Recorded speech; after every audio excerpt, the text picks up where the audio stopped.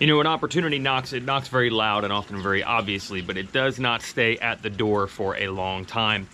When I woke up this morning here at the house, our yard was covered in snow, and all the kids in the neighborhood were super stoked. And in fact, this hillside right here had a bunch of people, families, kids. They were sledding down that hill. We don't get a lot of snow in North Carolina. It's the second time this year, and that's probably going to be all we're going to get. We average 1 to 2 of these days a year, so you have to take advantage when it's there. Because look what's happened now, just about 2 hours later. The snow is melting, and quickly. Now look, out of the entire winter, you know you have to take advantage when those chances are there. It's amazing, by the way, to have a Super Bowl Sunday and snow at the same time. What a fun day. You got to take advantage of that. And I have a feeling on this final race at Indy 3, round 6 of Monster Energy Supercross, the contenders that are trying to derail this Ken Roczen Express felt the same way. They had to get it done on this night, and you could see their efforts. You could see that they're getting closer. But opportunity was there, and they weren't quite able to get that door open and take advantage. And we're going to get into that here at the Weege Show. This is brought to you by Racetech and their gold valves. Your suspension will be plusher, better bottoming resistance, and more traction. And gold valves are made and engineered in the USA. So go to racetech.com and get yourself a set. Your suspension will thank you. Even if you don't get gold valves, they can do a whole lot of stuff. Just oil and seals and all those things. Your suspension needs some servicing, and Racetech can help you out. Cooper Webb's bike got some suspension service, and apparently so did Justin Barcia's. They were a whole lot better than they were on Saturday and Tuesday at this final Saturday race in Indy. And in fact, Cooper Webb, you could see, man, the claws were out. It was just like these kids saying, that hillside's covered with snow. This is my chance. I've got to take advantage right now. We know that Webb is the kind of guy that gets mad as a hornet, and when he gets his back up against the wall, he gets pushed in a corner, he gets fired up. That's when he does his best riding. And it was not lost on him that he wanted to win on Tuesday and take that red plate from Ken Roczen. Remember how he had his pit board, wrote the word red plate on it, and laid it on the ground so Roczen could see it. He didn't get a start. He wasn't able to take advantage of that. Webb knows that right now he has to make a statement. And they, as he said, finally got that air shock on the KTM figured out. Webb, not normally great in qualifying. Well, he was this time. He was fastest in all 3 sessions. And honestly, if Webb's that fast in the afternoon, he usually only gets better into the night show and then really good in the latter laps of the main. So you had to feel like this was the night where Webb was going to show Roczen that this thing is long from over. And Roczen wasn't riding as well. He still won a heat race. He still was good in practice, but you could tell he wasn't quite where he was on Tuesday when he was just unbelievable. And Justin Barcia, by the way, was better also. Barcia might have finished second on Tuesday, but he had nothing for Roczen there. He was better at this night. He said that he and the team really just threw a whole bunch of changes at the bike. I think it is still difficult for these guys. As much as they said they were all going to be dialed before the season began, it is difficult for these guys because when they have new ideas, they can't go to the test track and try them. They just have to go to the racetrack on race day and hope it works out. In Barcia's case, it did. So Webb and Barcia were better. Eli Tomac has already shown the pace to battle Roczen hard the last couple of rounds. So all 3 of those guys knew, if I'm going to try to stem this momentum, if I'm going to try to take it away from this guy, I got to do it now. But look, it's starting to melt. That opportunity that they had, whether it's kids playing in the snow or derailing Roczen, it can go away quite quickly. And there's Roczen in the main. Now, Adam Cianciarulo actually got the best start and the best jump, but Cianciarulo only finished 5th in his heat. He was a little wide going into turn 1 because he didn't have the ideal gate pick. And you know how Barcia is. You give him an inch, he's going to make it a yard. And he bumped Cianciarulo just enough to slow them both down, and suddenly Roczen shot into the #1 spot. And now the question was, Roczen, again, maybe not quite as sharp as he was on Tuesday. He said for him, the track was just something he wasn't gelling with. He wasn't quite perfect this time. And Barcia was better, and Webb was better, and Tomac was there. All 3 of those guys were behind him immediately. Could he hold them off? Now, Barcia made a little attack and almost went for the old Bam Bam. I mean, he aimed for the exit in a corner and then decided this is going to be really nasty because Roczen cut down. I don't think Barcia expected that. Barcia got on the brakes. It avoided absolute catastrophe, but there was still contact. And you just... do you see those moments of, you know, Roczen has everything going his way and then he gets bam-bammed and suddenly Webb takes advantage? Is that not the way this usually seems to roll, where things just work out for Webb and heartbreak for Roczen? That's the way it's been the last couple of years, but not this time. Roczen was able to escape, Webb and Tomac, third and fourth, couldn't take advantage. They couldn't get Roczen or Barcia at that point. So Roczen weathered the storm. And then for the majority of the race, he maintained a nice gap. Barcia was close, but not quite close enough to get a wheel in on him again. And you were just waiting and waiting. It was really starting to look like, hey, this could have been Webb's night. This could have been Barcia's night. This could have been Tomac's night. They knew it needed to be their night. And they weren't able to take advantage of the opportunity because Roczen, when it counted, was riding not as well as he did on Tuesday, but well enough to be headed to another race win. The only thing, the only specter that you could worry about to potentially change that is we know that Webb sometimes just has madman magic late in the races. And he got a little lucky because Barcia made a mistake. It was a hard track to pass, and Barcia made a bobble, and that allowed Webb to shoot in a second without losing much time.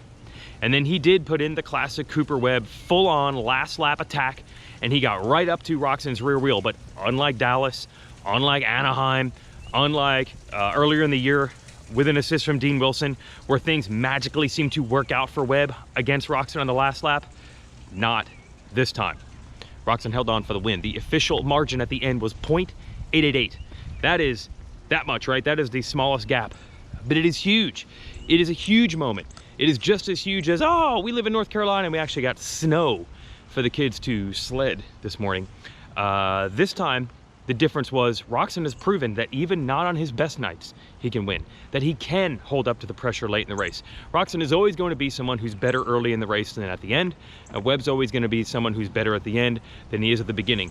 But I think it was key for Roczen to show that sometimes that's going to work out, advantage me. I got you early, you closed in late, but it wasn't enough.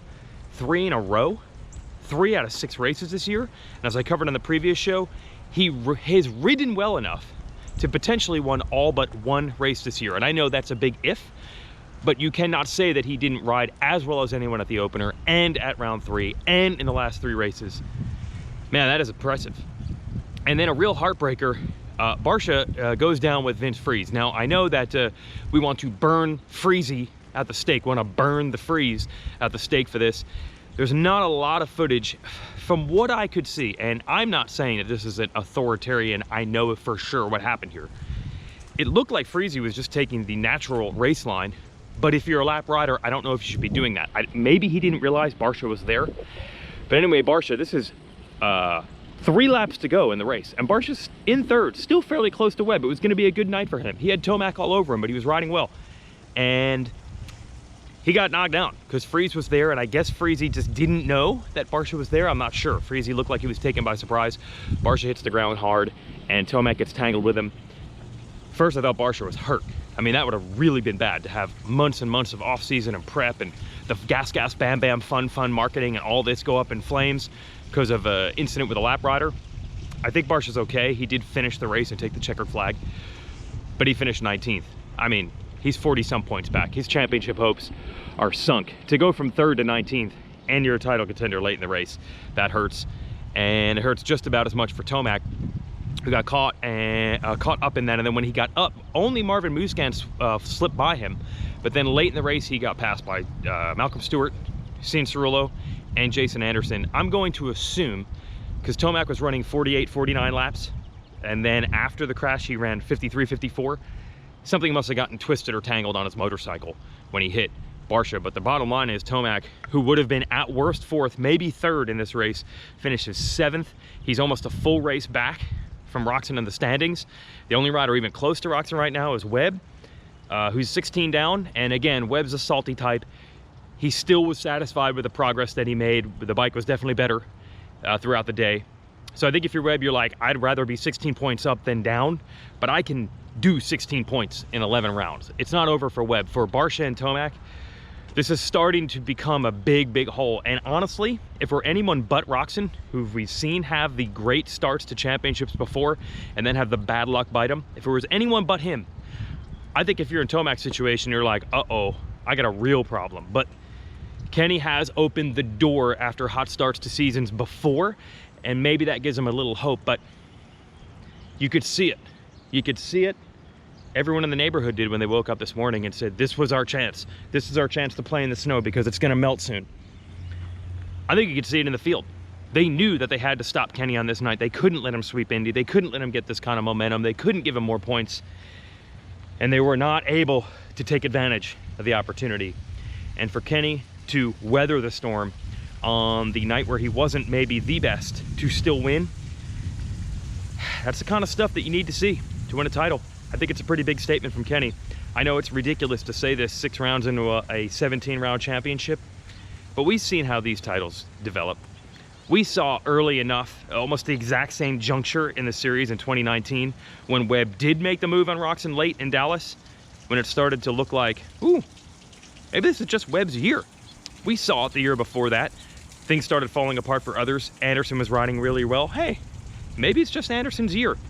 You usually see it around this juncture, and that's why I said this 3-race tilt at Indy was so important. And Roczen won all 3. Can't overstate how critical that is, even with 11 rounds to go. Now, before I get totally torn up at the comments here, shout out Marvin Muscan. The racing gods owed him this one. The guy had been luckless the last couple of races. I don't know if he's been a 3rd place guy necessarily, but he's been really good, and he's been knocked down and bumped on the first lap of the last 3 races, started and last each time. Results have not shown how fast he was. As Marv said, he was the 5th best guy tonight, but he took advantage of the mistakes and the incident with Barcia and Tomac. And good for Marv. He got a 3rd. He was really owed a podium after the way the last couple weeks have gone. And Malcolm Stewart. Who would have thought Malcolm Stewart has become like the rock of this series? He is absolutely solid. He had 1 mistake in the whoops at the last race on Tuesday. Beyond that, Malcolm has not had many moments. He has been just putting in the laps, hitting his marks, super consistent. Podium is absolutely coming for Malcolm. And with the way this field is and how topsy-turvy, could you not see a guy like Malcolm kind of being that Zach Osborne win the weirdo final race of the season type of guy this year and get that breakthrough?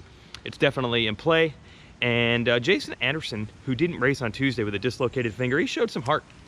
He not only rode, but he rode his best race of the year and took advantage of Tomac's misfortune at the end and got 6th. That was a good run for Anderson, so shout out to those 3. Don't light me up in the comments for not mentioning these other riders. That's it. Time to go play in the snow. See you in Orlando.